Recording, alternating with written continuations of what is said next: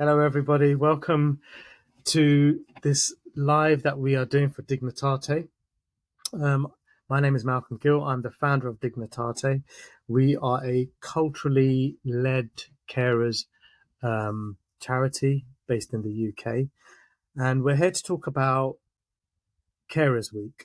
And what I wanted to really shine a light on with some of the work that we've been doing, which is really important work, is international carers. So today we've got Orlene Allen joining us, who is a carer for her father, who lives in Jamaica and has just spent 6 a little months. bit longer than what she expected Yeah. out there. And Orlene has been on our previous webinars that we've done, and we've really known her journey and known Orlene, is what I'm going to say to you. I do personally as well.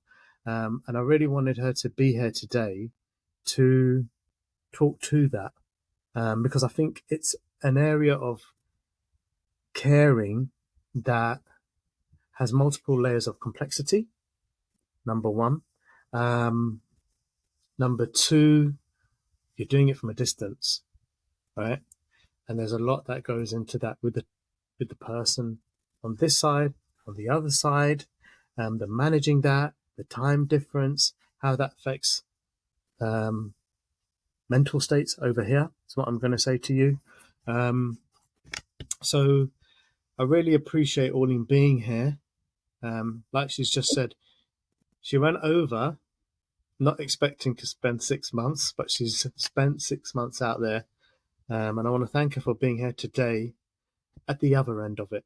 And I'm sure there's not really another end of it because it carries on even though you come back. Yes. Yeah. It keeps going on. Yeah. So I want to show appreciation and gratitude for you being here, Orlene. So I hope I've given you a lovely intro. Is there anything you want to add, Orlene, please? No, thank you, Malcolm, and Caroline as well. No, it's a journey, and you're right. I went to Jamaica to spend 3 months initially, but 3 turned into 6 because there's certain things when you're on the ground that you realize and have to respond to. And I've been very fortunate that I'm from a large family and they allowed me to be there as well. So you will find that when you're actually caring abroad, it's actually also a team effort. There's a lot of coordination that has to go into it. There's give and take, and there's a lot of grace given to the person who's out there, as well as reliance that the home fires keep on burning while you're out there. And yes, the main care for my dad is my brother, and I'm actually there to facilitate and to create space as well as to recruit the supporting staff. And I'm actually a carer not only in Jamaica but also in the UK.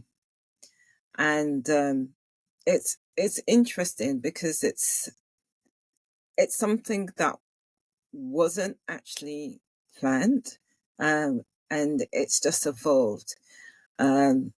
My parents decided that they wanted to return to Jamaica after spending over 50 years in the UK, and they were looking for a sort of peaceful and a happy retirement, but illness and loss sort of crept into the space, and so therefore what was meant to be looking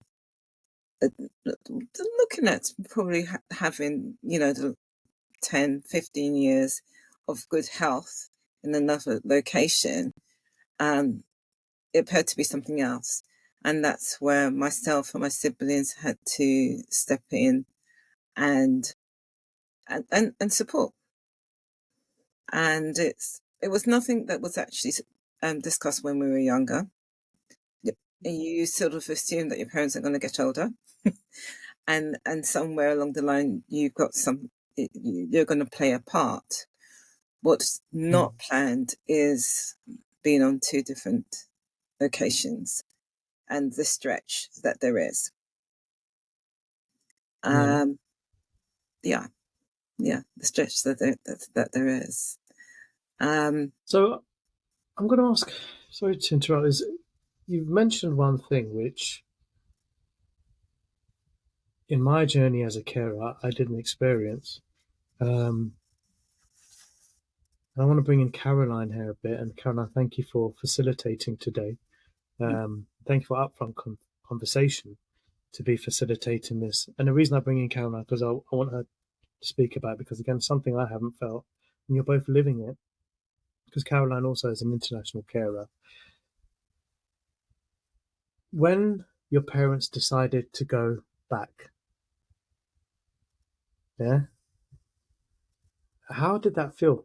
As in, I guess what I'm asking is, because you also spoke about health, and like you said, you always expect to be a part of the later part of their journey.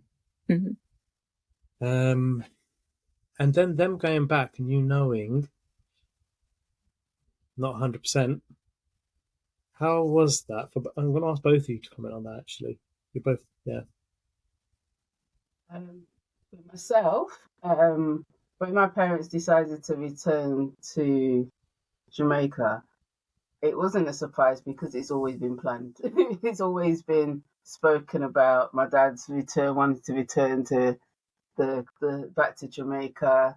You know, we would be watching the Bond movies, and then Dad would be highlighting that's in Jamaica, the proudness and so forth, and you know, and you'll see like things at the top of the wardrobe, which was the plans from the architect. So I'm like teenager at this point. So it's always subliminally been dropped, and you know, in the Caribbean, you don't go and tell people what's going on and so forth. So it's something that you kind of know. And then I left home when I was 20 to move to London because I'm originally from Derby. So I had already had that kind of distance, but obviously I was always returning home. But then when my mum and dad decided to go back, I was 25, so I was quite young still. So, and they wanted me to come, and I'm like, oh no, you do you. You've paid your dues, you've worked in this country, you know, you've done what you need to do. So, I'm not doing that. But enjoy. But obviously, very emotional when it happened. Very emotional that happened. You would have thought they had passed at that point. But 25, you don't know anything. You're just living your life and you're just living your thing. So you didn't realize what was about to happen. But I was fortunate, or they were fortunate as well. They had 25 years before illness struck. My mum passed away. So everything was strong until my mum literally passed away. There was no illness prior to that. It just happened. And then my dad became a widow, and the impact of my mum going so suddenly for us, but more so him, because they've been married for 56 years. The decline for my father was like rapid. It was like, it was strong for like a good 4 months, and then all of a sudden it went phew. So in terms of them returning home, for me, I was happy for them because I know it was like a wish of my dad that has always, I think, from when he stepped off the plane here, he was going back. And I was happy for that. But yeah, it was 20 odd years later. So I was, literally 20 odd years later that the life turned around for me and them. Well, thanks.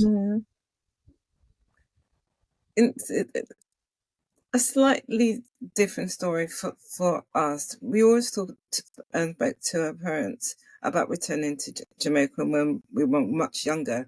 And as she said, there were plans over the wardrobe and discussions we had, and then it quieted down. And then people got older, the grandchildren came along, and I didn't really think they were going to move. And then one day my dad just woke up and just said to my mum that he wanted to call a meeting. and what he shared with everybody is that he wanted to return to Jamaica. And it was a surprise for us, because we thought that conversation had actually sort of, died down.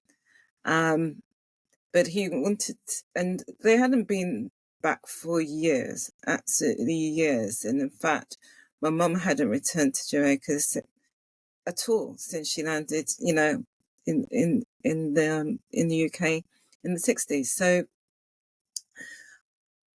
it was a surprise all the way around. But we took a trip out, and we saw how lovely it was, and I could see that they could be happy there. So therefore, just after Mum retires, they made a home in Jamaica, and I was very much part of that journey. I mean, picked the site, the bills, and they were really excited. I was excited for them, because this was going to be a new journey for them, because they left in their early 20s. So therefore, they had a country to rediscover for themselves, and they had all these plans of driving around, connecting with family.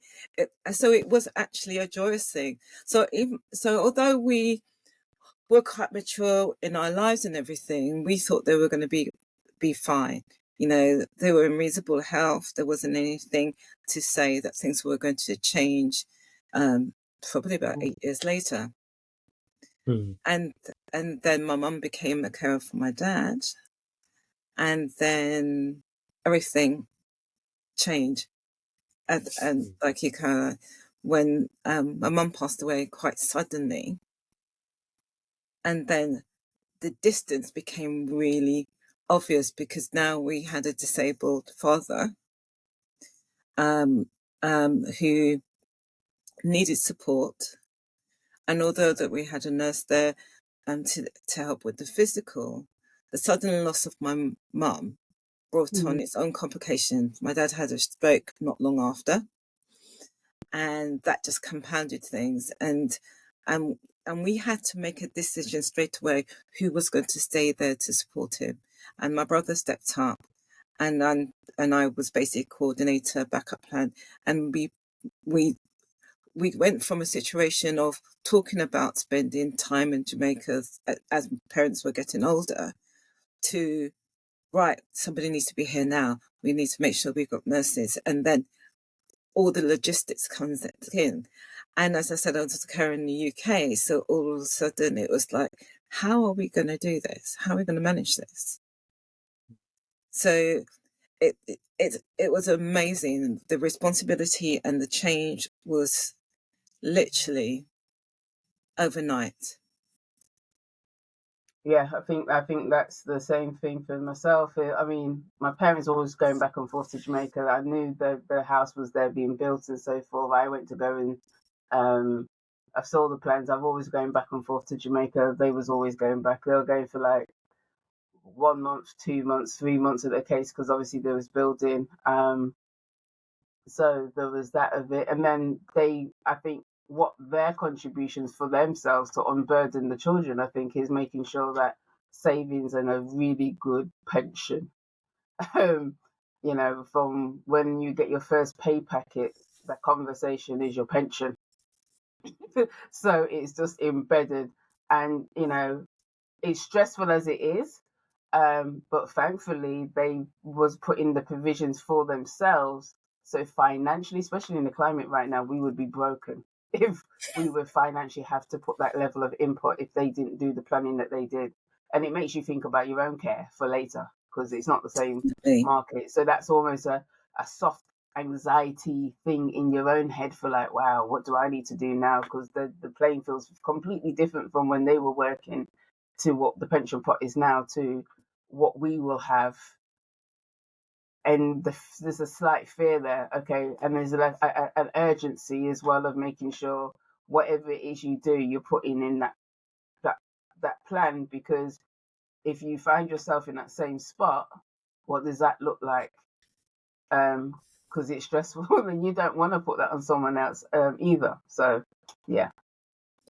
Interesting, isn't it? Because it makes you we talk about culturally, it's perceived that we're not into advanced care planning and we're not into planning, but actually we are, aren't we? Oh yeah. And do you know what I mean? And it comes Yeah. from our parents' disciplines that they had. I totally So agree actually, we with you. do. Mm. I was just gonna say that because culturally, you do look after your parents, and there's expectation in the background, and so it's there. It's about the timing and the condition, and that's the one that can be a And I little would bit say, daunting. it's also about the conversation, because I know it's inherited. That's what we do. And the things that they say, well, do this and do that and do the other, but there's no kind of conversation around why to do it. And we do know it, but it's when you find yourself in a position like you are at 40 something years of age and you're like, wow, I think it would have been less of a punch if there was continuous conversation and the intergenerational conversation. And I don't know, and I believe in the Caribbean culture, it's like you don't really go and talk about certain things, or you don't talk about it outside the house. It's that whatever. So I think that element of that privateness Mm. has an impact, because it's like, oh, what the hell? What happened here? Well, But it's then like the at the same caring. time, you do see your parents who've come from the Caribbean or wherever country looking after their family, but because they don't really speak to you about it, they just do it. Yeah. It's Yeah. not, again, it's the lack of the conversation, because that's their expectation. It's because they've left their motherland to come to another country. So, but it's not Mm. the same for ourselves, I believe, because we're born here and it's not a part of the plan or what you see.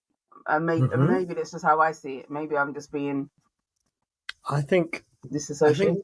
Well, I think that creeps into being a carer as well. Mm. Yeah. Like I know, for example, my journey, as you both know, there was mum who had dementia and you know talkative, yes, but not really communicative.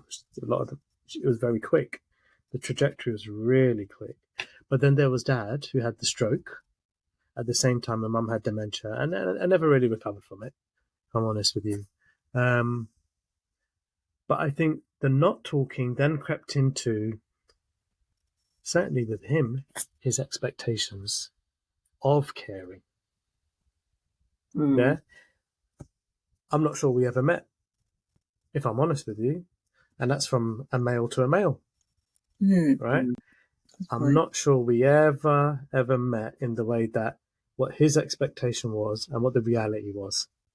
Mm. Yeah. Because back home, um, in the community, stroke, we come from the Punjabi Pakistan side of things, so we're living in these these villages, right? It's villages, but with a village comes a community.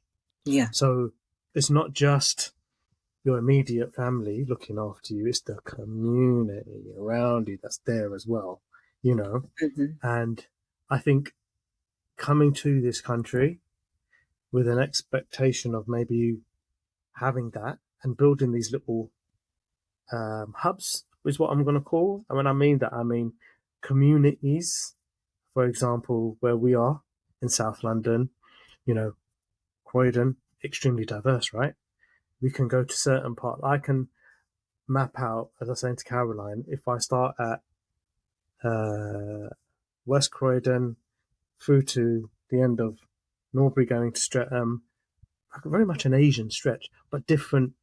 We'll have the North Indians, Sri Lankans, Thornton Pond will be more Gujarati, and by the time we've got to Norbury, Streatham sides, we're looking more Pakistani, right? But that concentration, but the expectation of that will take care of them doesn't happen as well, because they don't. Everyone is also fragmented off working, looking after families, because you know what it's like with our, you look after, you have the children, but then the grandparents look after your children as well. So it's a lot of that, isn't it? So I think, yeah, we never met. I don't think we ever met. The reality was this: I'm looking after him and her, but I think he expected too much, and his expectation was what was back there that just couldn't happen here. I think that is and the quietness of that. He never verbalized it, is what I'm going to say to you. The only time I would know is when you would be a bit funny with me. That makes sense. You could see I totally agree with that. You make a really good point. Although we are conscious and aware that there is a journey to be had and looking after your parents at a later stage in their life, that actual conversation about what that looks like and their expectation, because the reality is they have a different background and look at things in a slightly different way. And we're British born, or we're here most of our life, and that influences how we look at things. There's an assumption that there's more time and there's more ability to do it all, to look after them, but to have your life, and then realizing that it's a big stress and stretch, because we have expectations of what we want to do with our lives, and it's very fast paced in the UK, and sometimes you do work really hard, and to support parents who are getting elderly. They are looking for more time, more of your time, more time with the grandchildren, just time itself. Whereas when they were growing up, time spent with your family showed up really differently. And you're right, their expectation and ours, because it's not always spoken about, doesn't get addressed until you're into it. And then you're responding and having immediate conversations, when it's not working or when it is working. But the fact is, that's when it's happening, which is when you're in it. I think part of the conversation is them, the elderly parent or whoever you're looking for, having to let go of what they could do and where they're at now. That was a bit of a massive. Yeah, that's Massive. like, you can't do that no more, or you got to use this wheelchair, or this thing now. You've got to, like, no, I don't like it. I'm trying to get my dad to use the stick, and he's like, that's for old men. I go, Dad, you're 80 something years of age. So, he's that leader in the house. He's the one that, protected the family. He's the one that went out to work. He's the one that everybody will call to help with his, nieces and, when his sister went back to Jamaica and his nieces were here, he would be that one that everyone goes to. He's that person, and that person in Jamaica, because you built up your community, you re-engaged with the community that you left behind, and then you've got the new community as well. You're that person, Mr. Townsend, in the community, and then all of a sudden, they're trying to hold on to that. And so that was part of it. And then it goes to your complete opposite way. They want everything completely done. So it's, and I'm having to remind, remember when you used to work here and how it was, how it can be over here, talking to your boss. Remember that, Dad? Or remember, the holidays and stuff, or the pay ain't like how it used to be, Dad. And so it's all that kind of conversation. It's just like, yeah, you really have forgotten about all these things, haven't you? And it's not because he's senile, or if they just get to that space. Well, I'm how old, and this is my time. And this is it. I totally agree with that, because when they were actually growing up, or when they were having their major career in their lives, there were roles, not just male and female, but also about age. There was this respecting of age and the deference, and there is the expectation that you are still going to accommodate them. It doesn't really matter what you're actually doing. The fact is, they're still at the head of the family, and they're not really prepared to negotiate. But in fact, negotiate you do have to do in order to have a life and a balance. Because, as you said, it's not that they've deliberately forgotten what it's like to work in this society, but it's convenient, because then you would have they would have to address the fact that they cannot command all your time. But whereas they don't allow that, hey, then they can demand the world and the house. And you want to do so much for them out of love. Yeah. However, the concept of balance doesn't always appear. And one thing I am very present to, and I'm sure you are, is that there was this phrase that, twice a child, and and you could see that the demands. Yeah, the toddler. Do I need to say any more? And I don't know if that's Elle's age or if it's just because I always found my dad impatient. Is that as it leaves his mouth, it needs to be done. I'm like, I'm not Superwoman, Dad. I can't do it. And I'm quite jovial with him at the same time, and I'm also like, Dad, please. But when you go over to Jamaica or go over to look after the parent, because you're not there all the time and you need to put all the resources in place or fix all the crises that have happened, or just being there and whatever, you literally need another holiday when you come back because you are wiped out, burnt out. Yeah. Ripped apart. Yeah. There's a list at the door before you even actually walk through the door of things. So perfect segue into can I just say that as well? And also, I'm just going to put a warning out there.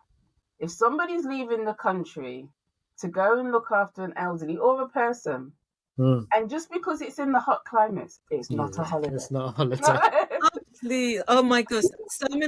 I totally agree with it. So many people think, "Oh, that must be wonderful." It's a holiday. What bit? What? Look into it.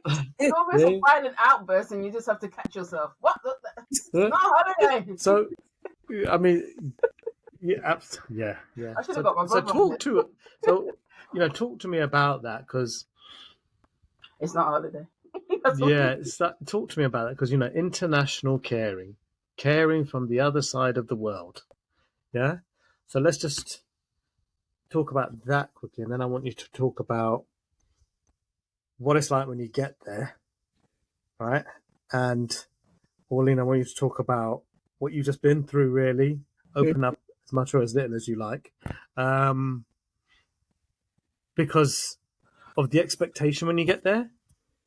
Then when you get there, what you see and what you have to deal with, and then about coming back, knowing that, well, maybe it's not all.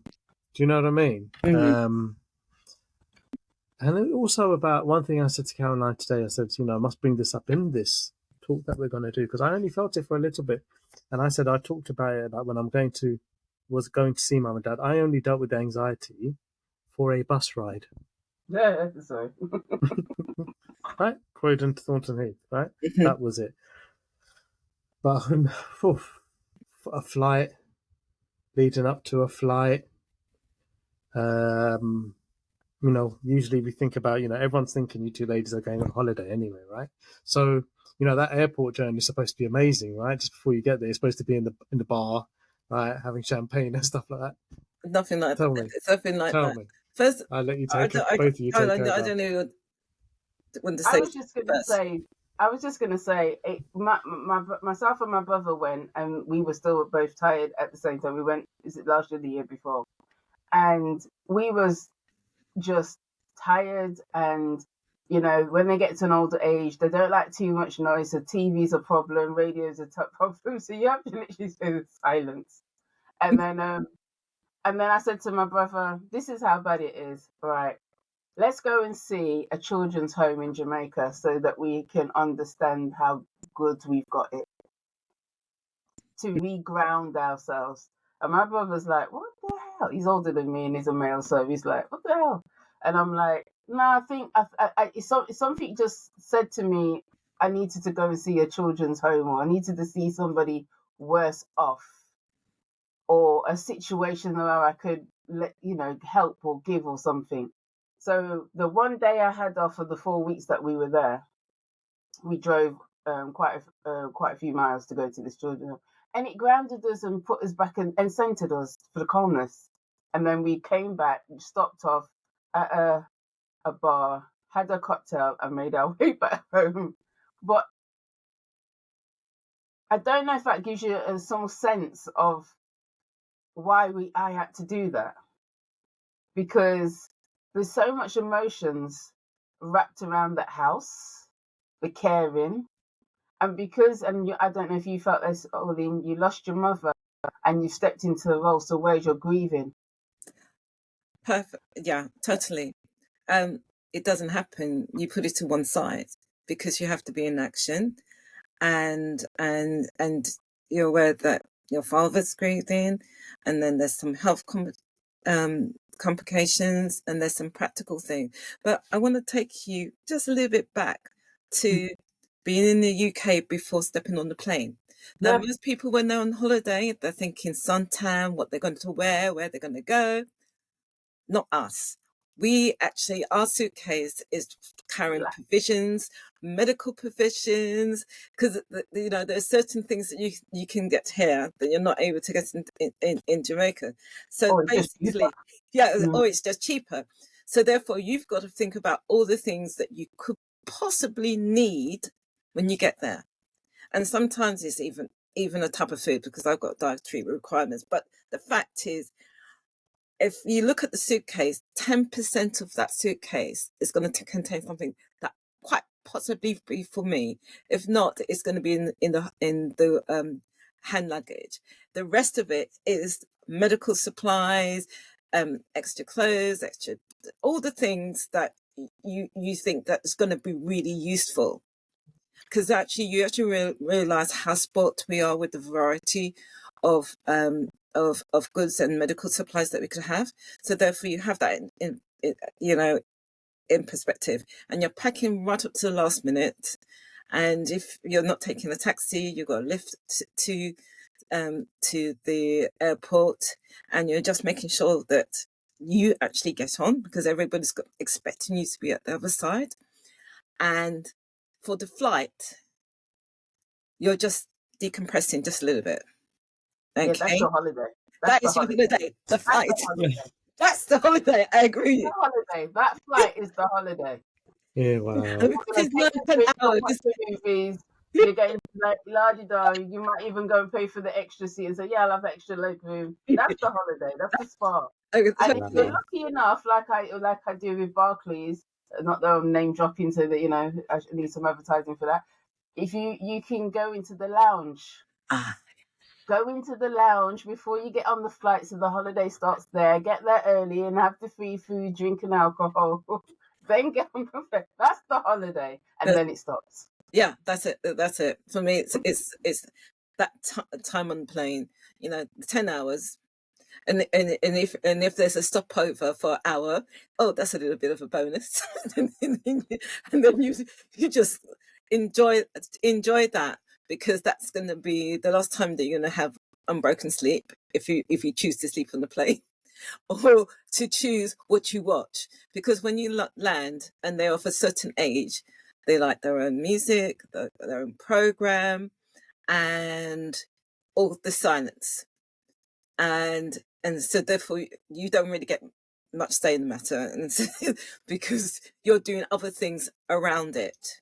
You're either organising people or organising the house, because between trips, not everything is the way that you would like it to. So all of a sudden, I'm Miss DIY, because I build things, fix things, get certain trades in, try to make it comfortable. And this trip was also recruiting staff, and also trying to give my brother a break, because he's there sort of like 10 months throughout, although I'm there overlapping to create some space. But it's all the practical things. I mean, literally, when you land, you're on the phone telling everybody where you are, and then it starts. There's a list. I do, I used to joke that I was mum and dad's, hands and legs and their thinking machine, because it's all still, stored up. And although mum's not here, there's still things that you need to take on that people haven't had time to deal with. And so therefore you just go bam. Now I've been back 3 weeks, and yes, you do need a break, a holiday from it. But the reality is that you don't get one, because you have to hit, the road, sort of running, when you land. So Jamaica, I think everybody has a romantic view. Oh, it's lovely and everything. What it is that it's hot. You don't have to wear your big overcoats, but you are running around dealing with who you need to deal with. And the other thing is, I found there was a lot of paperwork. Things aren't computerized. So it is an exercise in not only patience with your loved ones, but patience with how the country works or doesn't work. I would say in my experience is very similar to Orlene. Is yes, you're going everywhere to get the provisions and big orders to put in the suitcase. And as I think I was having a conversation with you when I was in Tesco's and they had a deal with a suitcase, and I'm like, oh, I should get a suitcase because I've got about 6-7 suitcases left in Jamaica because I take 2 suitcases. One is for provisions for my father, and then it stays there. I'm like, oh yeah, leave it there. So there's about 6-7, then I might buy another. How make it make sense?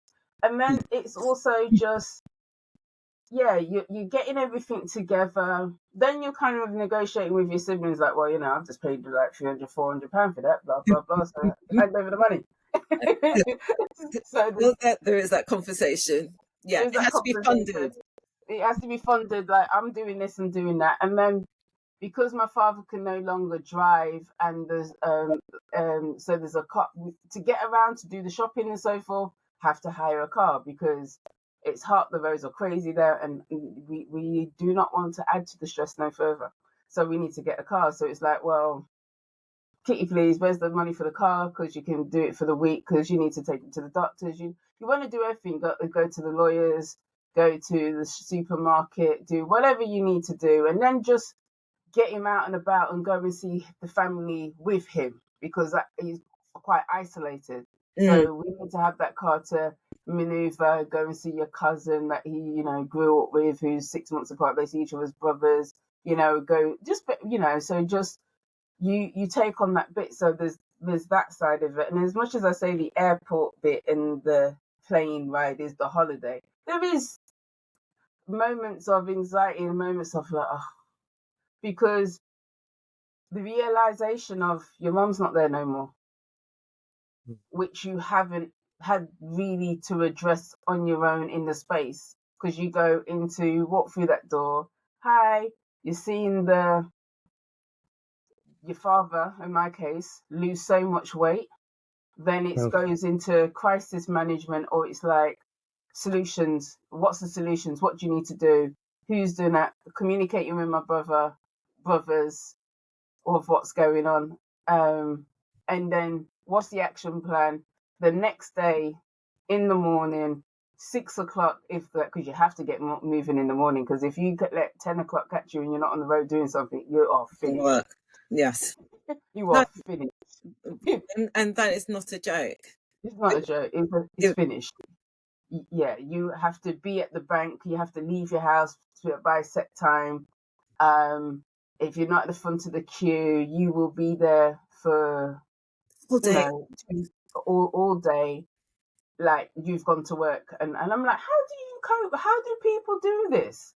And then, like I was saying to Orlene yesterday, it literally is a personal development course, and it stretches you and takes you to all extremes of your personality that you didn't even know existed, right? Because you want to break someone's neck because they're taking life, and you're like,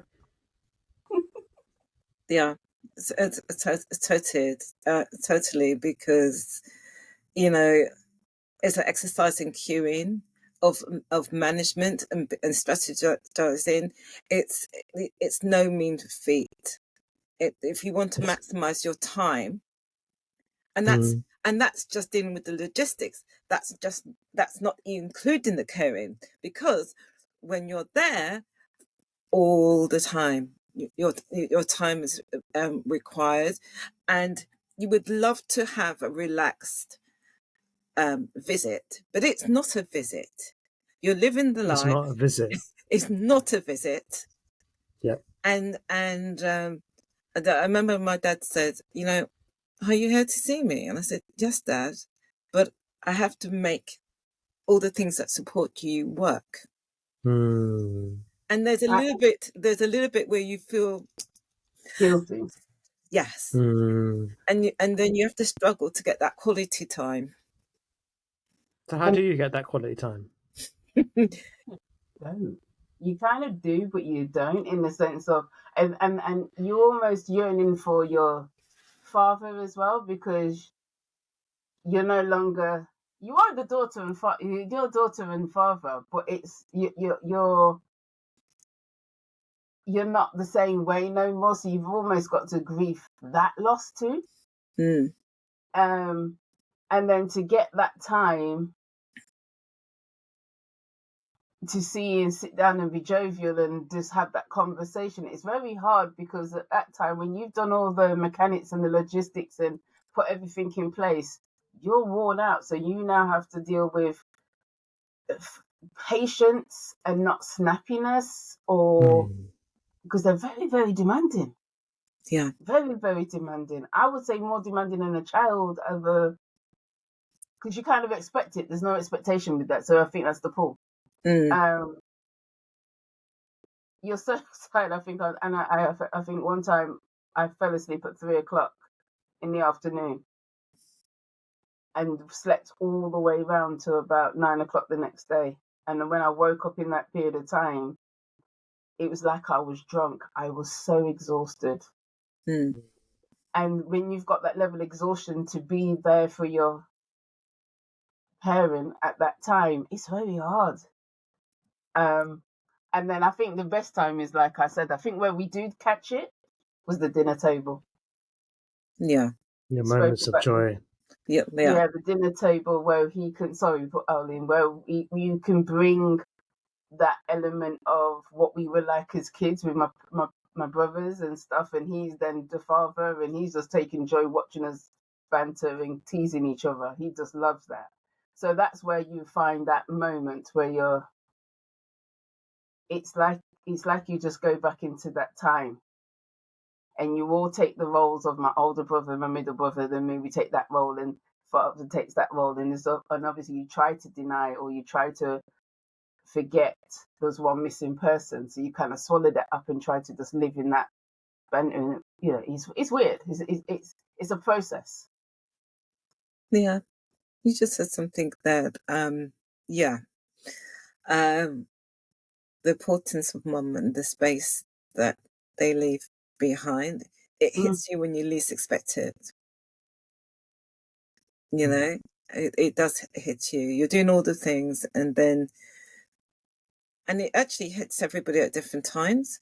And sometimes I catch Dad, and there's a little quiver because he remembers. Because Dad also has dementia, yeah, that one's a hard one when you see that he remembers. And then there's the emotion to deal with that. But you're right, the moments aren't necessarily structured, that you basically grab them when you can, or something will happen either around the dinner table, or you put we use music quite a bit because my dad loves his hymns and his classics, and that can calm, that sort of thing. So I might pull out something and play, and the memories come flooding out, and we talk about our conversation because we have this joint love, because my love of music started with his love of music, and so therefore you have these different conversations, and so I say now, when I go out, I'm creating memories, because nothing is actually given. Tomorrow's, it's not promised, and you get awareness of the passing of time, not only in general, and so therefore I now become, I suppose, a little bit greedy. So and I need to record this, or I need to ask him about this, because they're the keeper of your history as well. Yeah. And a lot of our culture, it's an oral history, and it's not always written down like that. We kept on saying, oh, we're going to record some of the stories that he has, and I said that we'd do the same for mum, and then you realize that you lose a bit. So all of a sudden you're trying to be a historian, to record things for the grandchildren, your nephews and nieces, as well as being in the present to create memories with them, and then having to make the life work, and for you to know that when you do eventually leave, you've left something that is robust and can support them until you're able to be there. So you're planning for the visit, you're executing and creating on the hoof as well, and then you're planning for your exit, but then you're also, before you even left, you're thinking about returning. So therefore you're always in some sort of flow. Yeah. Yeah. It's like so that's really, so when you go, it's almost like you said, it's like a project, isn't it? And you're there, and everything has got to go. You've planned it before. Well, you've probably planned it as soon as you land, you see Dad, and you understand what needs to be achieved. Exactly. And you go, right, now I'm going to plan my days in But that. not only just that, I would say, because of the recent loss, if this is like 10 years down the line, this will still be happening. But what adds to the burden is, you got to deal with paperwork, land. You've got to deal with the probate, the governments, and because they were, my parents in particular were born at a certain point. We've had to redo birth certificates. Yeah. We've got to look at the land. We've got to do the tax. You've got to understand a whole system that you don't come from. I mean, you've got to learn that here, and it's a lot slower. The attitude's very different. There's their professionalism, I guess. It's just that in comparison, we're like, oh, but then I am now seeing the slowness happening in the UK. I am now seeing the same the lack of customer service that we say, oh, we'll cuss about in Jamaica. I'm seeing it over here now. When you're picking up the phone, you're on the phone for 2 hours. So now it's kind of like, okay. But when you're dealing with legal paperwork as well as trying to make sure the carer's on point, the carer's not upset, dealing with their emotions, their culture, their thing, and they're expecting us to understand their culture, and they're not. Yeah. So let me pick up on that. Because the carer's journey is also, I'm speaking specifically to international caring. There's you, the carer, but now you're having to manage another carer, right? Yes. So you're managing people now. Yeah, because this is what a lot of people don't realize, and what I'm trying to get across to people who watch this is, caring as an international carer is not just about going and sitting with somebody and being there. It's a whole, like I said, planning, strategy, time management. That's what I was gonna, now you're managing people. It's a business. It's legals, right? It's legals. It's dealing with almost like a governmental. So there's all of that. Marketing, international culture you have to take into consideration. So now let's talk about managing a person. On top of all the stuff that you've got going on, now you're managing a person and emotions of that person. And you're already dealing with loads of emotions with Dad and brothers right? Now you're managing somebody that's not even your family, probably, I presume. Yes. It's a paid worker, right? I Yes. don't know. That's more common now, and you're right. So you're dealing with human resources. So you are a, more than a manager. You're more, it's like a director, because you have to have this global, top level view about everything. And yes, there is also a cultural difference, because you realize how British you are, and therefore the expectations are actually sort of different. And when you meet the reality, then you're going, I need to handle this situation in a particular way. And there are certain sensibilities that, your parents are the returnees, and we are descendants of returnees. So there's also expectation on us by the community that is actually supporting you, and that is also quite a stretch. You really not able to take things for granted, and you have to be very clear in your instructions, because things could be taken one way or another. And sometimes there is a bit of a tightrope. In addition, that you're dealing with people who aren't necessarily family, and they're looking after your loved one, and you want to make sure that you leave them in the place that they're empowered, and that they will do the best for your loved one in your absence. There's a lot of trust, and unfortunately you do need to go through sometimes a number of carers to find the right person. And even if the carer is a member of family, which is not in our case, you still have to be careful also, because they may have expectations about you, and that you might not meet and you're unaware of, and you have expectations of them, and they may regard that as being unreasonable, because it doesn't go that way. And I don't know if you want to add anything to that, Caroline. Yeah, that's quite difficult, because in the face of it, you interview people, you go with an expectations, you speak to, because they're living in carers, so they're not just popping in, they're living in carers. So you need to make sure that they are people who are respectful, that are, not going to be sitting on the phone all the day. So it's not just doing the practicals, but giving, my dad company.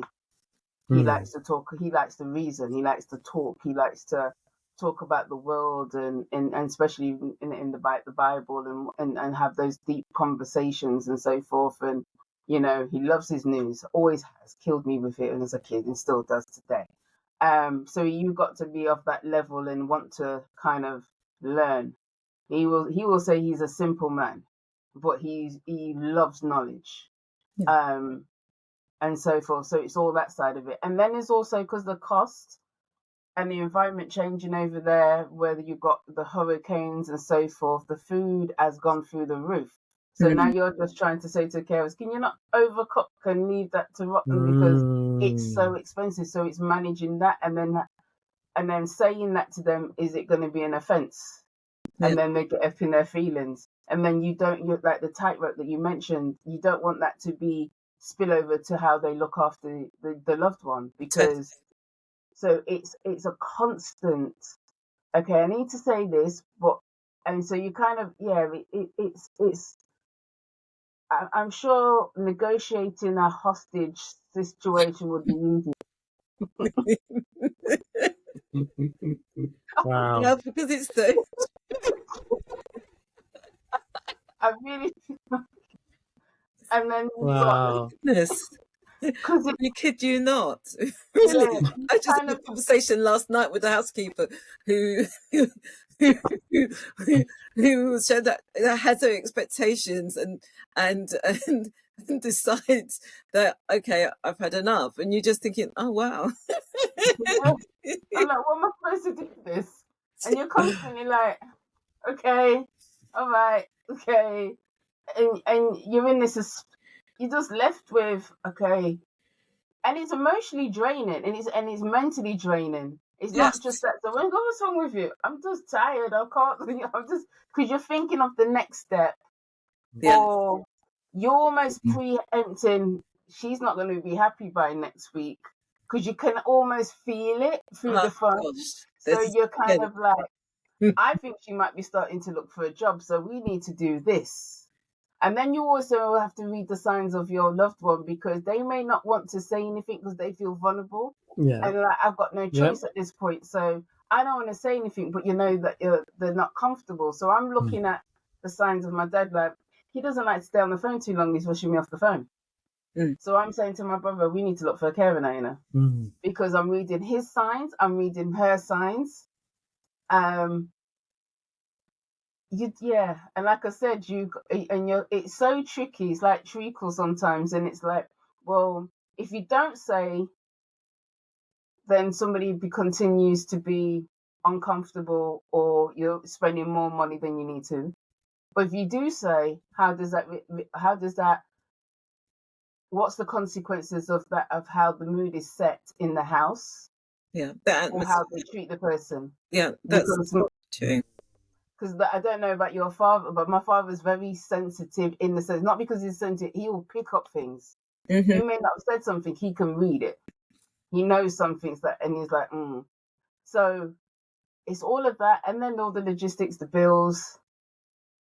And then if you're dealing with, and your only contact is making sure that Wi-Fi stays on. Oh my gosh, don't even start on that one. The Wi-Fi is essential. Forget the phone call. The Wi-Fi is essential, and it can be temperamental. It's been okay for myself on the outside of Jamaica for 6 months ago, but it will have an impact, and then you'll get the carers calling you, or the internet's not working, because obviously that's their contact to their friends and family, because they're lived-in carers, and they're so far away from everyone as well. But it's also our contact to, is everything okay? And also the Wi-Fi is what we're depending on, so we can look at the camera. Yes. Yep. And so that's another thing, because you do need to put in things to safeguard the parent. Of course. And you do have to be so vigilant and all seeing, and we are reliant on the technology. There's no doubt about that. When they had the hurricane and everything was down, it was the most stressful time, you know, because you're trying to get hold of people who could be nearby, who could actually pop by the house to let you know whether it's still standing and whether they're alive. And that is something that we take for granted over here. But that's a real thing. And that's when you really need to have structures, people to reach out to. So, yeah. So so not only is it HR, now we're kind of having to make sure IT, engineering almost, right? Engineering almost, building, planning, building, planning. It's project management too, massive, isn't it? Like, I mean, it's not even; it's beyond agile. You're right. I mean, I even said to Orlene, because I said to my brother yesterday or the day before, I said, look, there's a program called ClickUp. Let's start using it. Because we're having to, if things take so long to get done or get a result back to you, you forget because you're doing your business, you're doing your life. I said, let's put all the paperwork in one space. And then you're also thinking, like, if anything happens to me, what you're going to do? So everything's in one space. And I said to Orlene, you might want to have a look at this because you literally are running a business. Because you got the legals, you got the time, you got the staffing. When they said they're going to take time off, the international holidays over there as well as over here, of course, which are different. The contracts, self-employment, looking at the governmental rules over there, what applies for them. Every so often, no doubt about it. You know, so you literally are running a business on top of it. So I'm like, I'm tired. treat it. We might as well treat it like a business, right? It is a business, and I mean, I It know is. I speak to you, and then I got to the point where you just don't speak no more because you just got to embrace it because it's not going anywhere. It's there. It's always in the background. So Mm. let's And talk actually, that's about. sorry. Yeah, sorry, Ollie. Go No, ahead. sorry, Ollie. That's when you really need to start looking after yourselves, because you're also dealing with the 2 different time zones. So let's talk about that. Mm. Let's talk about. I think a phrase I hear from.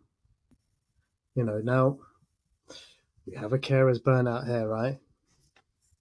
But this is carer's burnout times 100, right? And you're not probably even allowed to burn out I was going to say while that. you're there. Do you know what While burnout you're there, is? yeah, I think that exactly. is On the floor is what I keep hearing. On the floor, I'm on the floor, right? But you're there, and because you're there for an amount of time, you're having to almost perform. Is what you're doing, right? You're performing. Mm. You're performing, and you can't stop. You're smiling. You're having to do it. You're taking it on, and then you get on that plane, and then you come back, and I don't know what to call it. I'm going to throw that out to you, ladies. Is it burnout? Is it whatever you? What is it? Is what I'm going to tell me. for you, Orlene, but for myself, guilty, feeling guilty, but you're glad to be home. You're glad to kind of just get, because you've almost lost yourself. And you're glad to get back to some kind of normality for that moment. But for that small period of time, you're glad, but you're planning. The discussions are who's going next and when. Yeah. And in your mind there's a list of things you need to do when you go back again. Yeah. Which is just basic stuff. Might be like, we need to look about getting a new kitchen because da.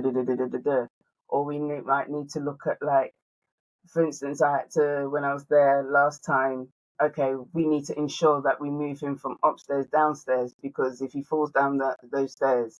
So you're thinking about the next thing, or you're giving, like, you're making that list of what we need to do, and you're seeing all that. Okay, we need to buy this, we need to buy that, ready to fill up that next suitcase. Yeah, I totally agree.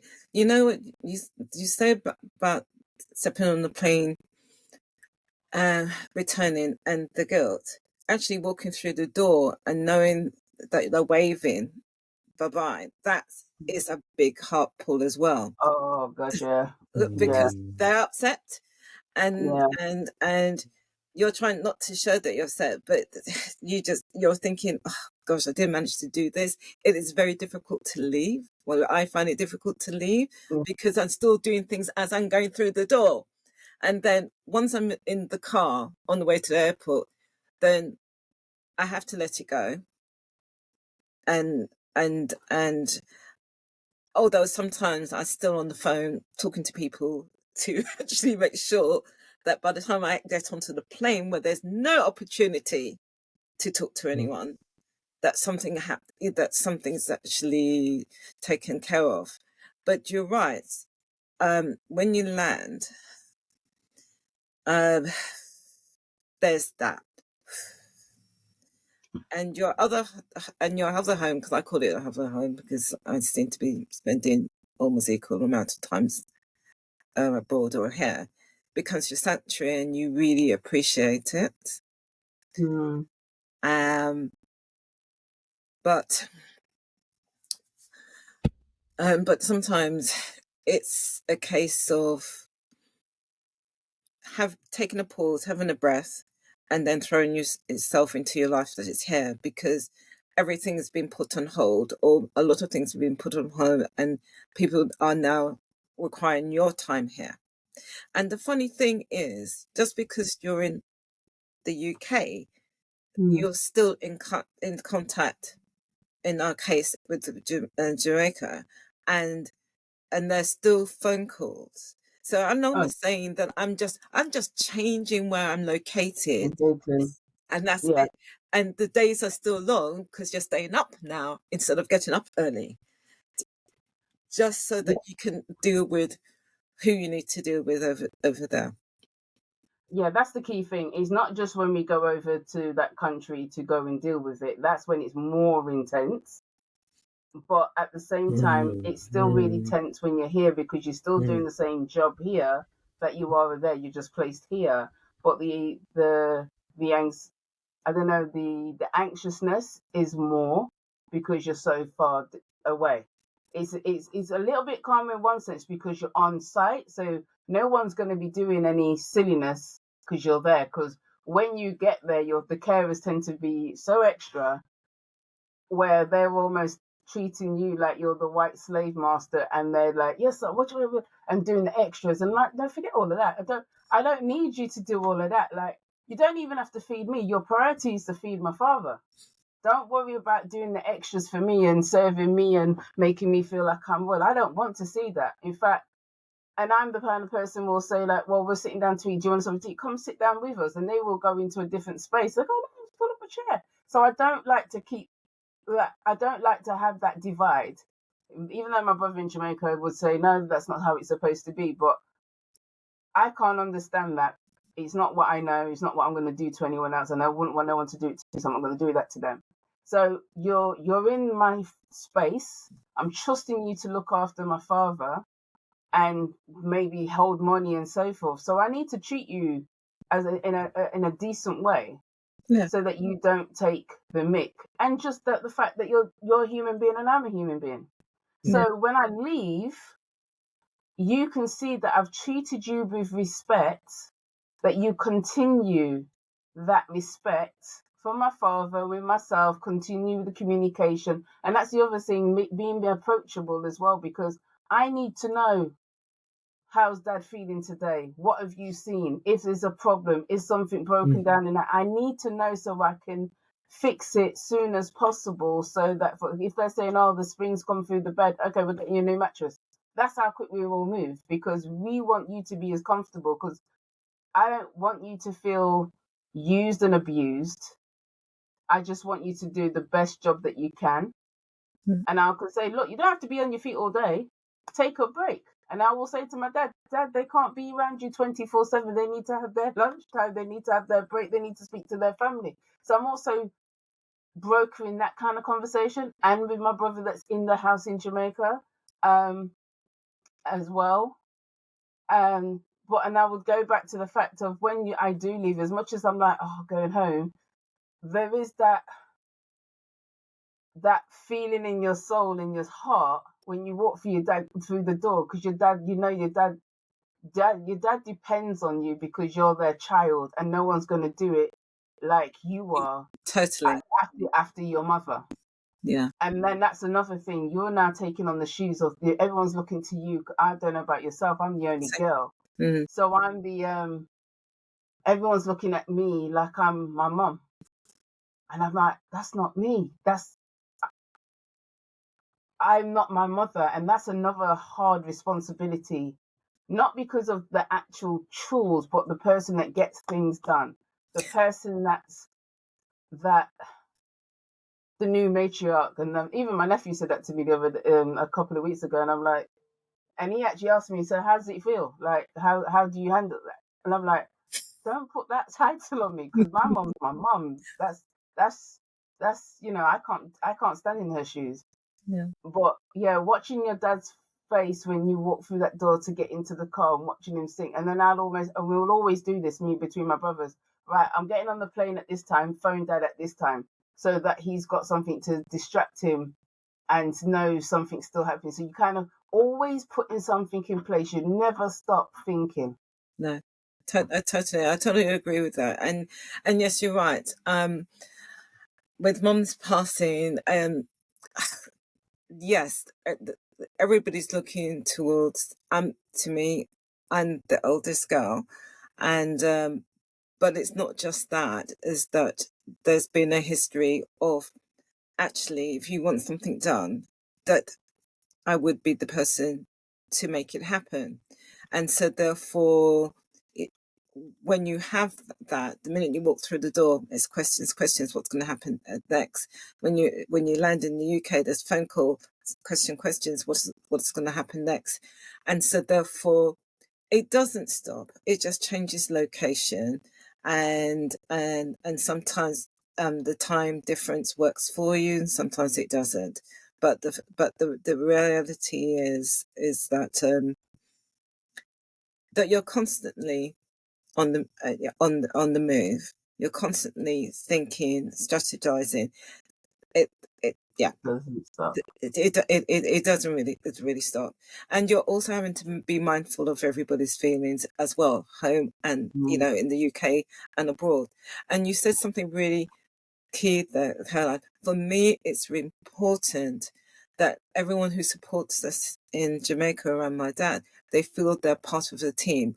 One of those things is just as the best leaders, it's team. You don't do anything by yourself. So therefore you need to trust the team that is working with you, make them feel empowered, and also that you're approachable and they can share whatever, because what you need is timely information. So if anything has gone out of phase, you need to know straight away, and for them to know that they can call you. And yes, there's somebody on the ground, in Jamaica, but the fact is, we're a team. Wow. As you can probably hear, there's a correlation where it's like running a business, like your corporate business. It's not like a small to medium business. It's like you're running a international $1 million pound business, because you need to make sure that the people that you're working with, the people feel engaged, the people are going to feed back to you so you can make the adjustments as quick as possible, because it's almost, in some cases, could be life and death for some people. Yeah. Because if the care is poor, it's not just necessarily, somebody literally killing you, but if somebody doesn't feel good as an elderly, feels isolated, the decline in that person's life is very quick. So it's making sure that happens, making sure we call on a regular basis and so forth. So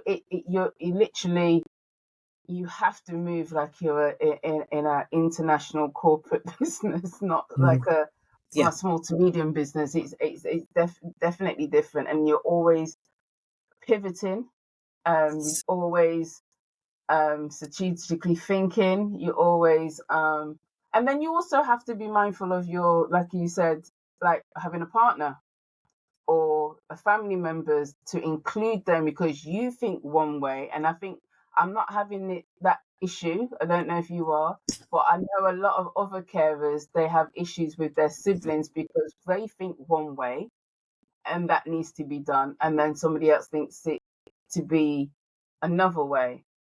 And I can only imagine that's really hard if you're doing it as an international carer. Bad enough when you're doing it in the same place, but when they're doing it that way, that must be tremendously hard. But thankfully, I don't have it like that. But I am aware what I would like to see for other people in that situation. And I think if you're working for another company, how, there's a lot of work that's been done about menopause in the workplace, carers in the workplace. And when you're international, the time difference, can you take that 10 minutes? Because the anxiety, those are the things I'd like to see and be practical. And then I think, if your friend is doing this, please don't say they're on a holiday. No. Please. Clearly, I think that's some key things as we start winding down. Key things to take away is, it's not a holiday, first of all. It saves lives. And don't say it. Yeah. Don't say it. Oh, sounds lovely. But I think, just the amount that goes into it, the magnitude of what goes into it, and the different components of, almost like you said, running a multi-million-pound business. We've spoken about the HR side of it, dealing with people, emotions, the time management, the legals, If you were running a business, you'd have departments you'd have staff in that are doing this. You're having to do it all on your own. Yeah. Yeah. How many ways can you be split? Is what I'm saying, right? So, yeah, wow. What levels of complexity there are to somebody that's here doing it, and probably working with a system that uses a bit more technology, is what I'm going to say. But to do it over there, and then I've got to saying that even though when you come home, it doesn't stop. You're just in another location. So now you're remote working it. Yes. Isn't it? Yes. Totally. You're a remote working it, so it never stops. And yeah, it's just this is what I really wanted to bring forward for Carers Week. Yeah, like think about this, guys. Everyone, think about this. Like you said, you're working as well. So even when you come back, you're working. Yeah. So like you're working in these companies, and these companies are not. It's not in their head, right? And then you raise it, and the government legislation isn't even there around that. Is what I'm going to say. And there's probably a simple solution, right? Which is compressed hours. Let's start in your case. If you were starting at 7 and finishing at 3, 4, it means you're kind of maybe working around the time dad's waking up, or, so you're probably going to work better, right? That's the simple fact of it. Because otherwise, by 1 o'clock, the anxiety starting to come on, right? I've got to get things done. So this, I feel like there's solutions, but, with, especially coming from our cultural backgrounds, it's more, I'm meeting more and more people along this journey of people who came to the UK and they only ever came to go back. Remember, they came to build, right? Infrastructure, yeah. But the dream was always to go back. And the lucky ones, I'll say the lucky ones that made it back is what I'm going to say to you, right? Yeah. It's a privilege. And it makes me also any final think thoughts? Go on, Carolyn, I can see it. Just makes me think though, because my parents were here and left their family members, and obviously they came to this country and there's expectation to send money back. There may be elderly parents. There wasn't internet those days, so it's a telegram, a phone call, or a letter. So how did they manage it? So as much as I'm bleeping on and saying, yeah, it's hard, I guess it's the infrastructure of technology today's made it easier. Like my dad often says, oh, can you put on the camera so he can see me? So it kind of makes the distance smaller. But then I'll also say is, there is the things like you said, compressed hours, the reasonable adjustments that can be applied. Just like, okay, I'm going to have to dash out for 10 minutes. Having that conversation with a manager if you're in that position, if you're working and you're in that position working for somebody. Self-care, self-love. Big topic.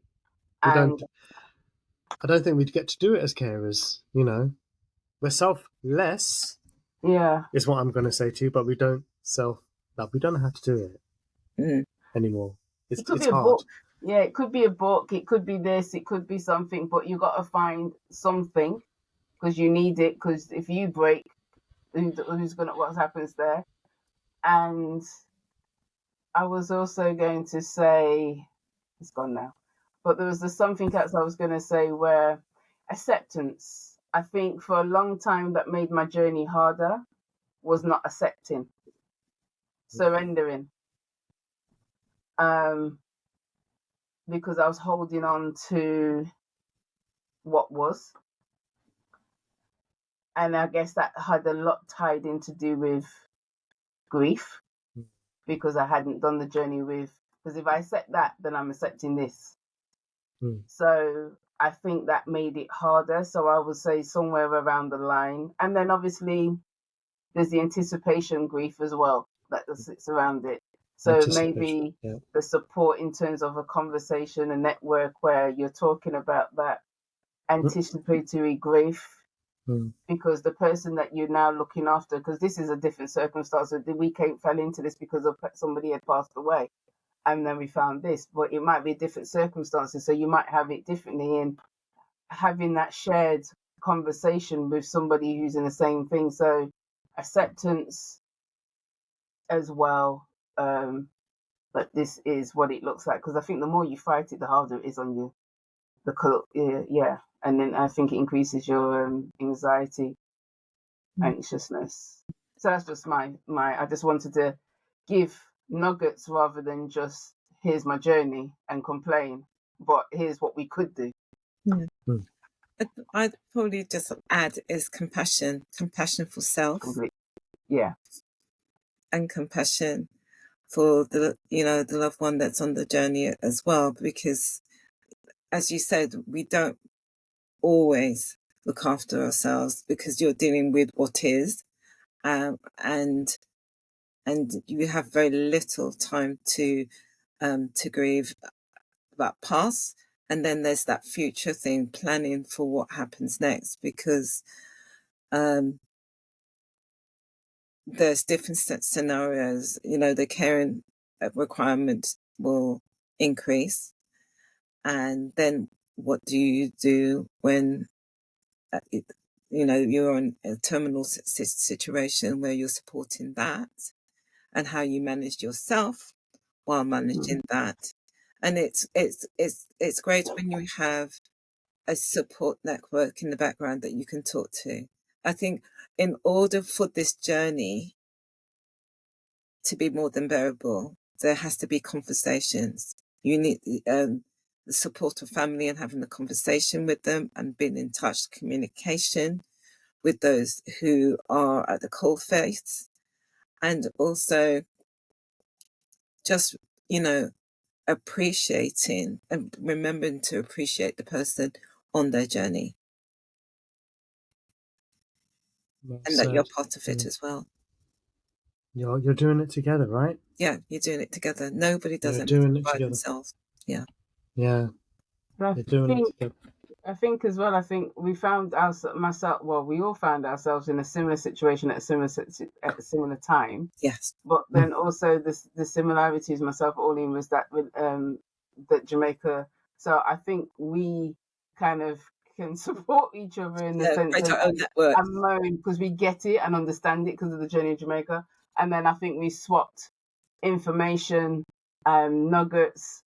Do you know, blah blah. So having that kind of peer support as well, and then just as much as we talk about the journey of Jamaica, we're almost laughing at it at the same time. So if you don't laugh, you'll cry. So we shared that, and I think that helps a great deal. If somebody doesn't understand it, it's burdensome. But I think the fact that we can, oh, do you know a carer? Have you thought about this? Have you seen this? Have you done that? That's because we're not from there. So that any nugget information I will pass on and vice versa, that helps greatly. So if you do know somebody else that's going through a similar journey in a similar country, and you know their nuggets, trust me, that is going to be like a golden nugget to them because you've cut down the fight for them. Yeah. And then the other thing would like to add is the shared memories. Have the conversation with your loved ones and also with your family, because there are some really great moments, and that you just want to remember them or create them. And it's not just caring for the body, but it's also for the mind and for your mind, and just having that shared history, and putting that in the conversation. Yeah, I love that shared history, and I love that you're making memories. Definitely something that I was doing with Mum. Probably the last year is what I'm going to say to you, is when I started to go, I need to capture all of this. Good ones. Right? And I did. And I'm so grateful that we've got technology that allowed me to do that. So look, thank you, ladies, for sharing your journeys. You truly are what I'm going to say is super carers, but for me, super women. Yeah, super women, because what you're doing is, you know, it's amazing, right? And what I always say is, you know, the fact that, you know, you've got each other and we've got the carers hub, which is this, isn't it, Caroline? Caroline sat in a lot of those conversations, and I want you to come to it, Orlene, when you're here, because it's not far from you as well, and meet people that are doing it as well. Something that we do, I think, it's important. Support, and wow, is what I'm going to say. You know, I hope everybody that gets to watch this has a new perspective on what caring is and what it looks like for an international carer. So thank you, ladies. Super women. Okay. Appreciate you. Thank you. Thank you. You're gonna stop.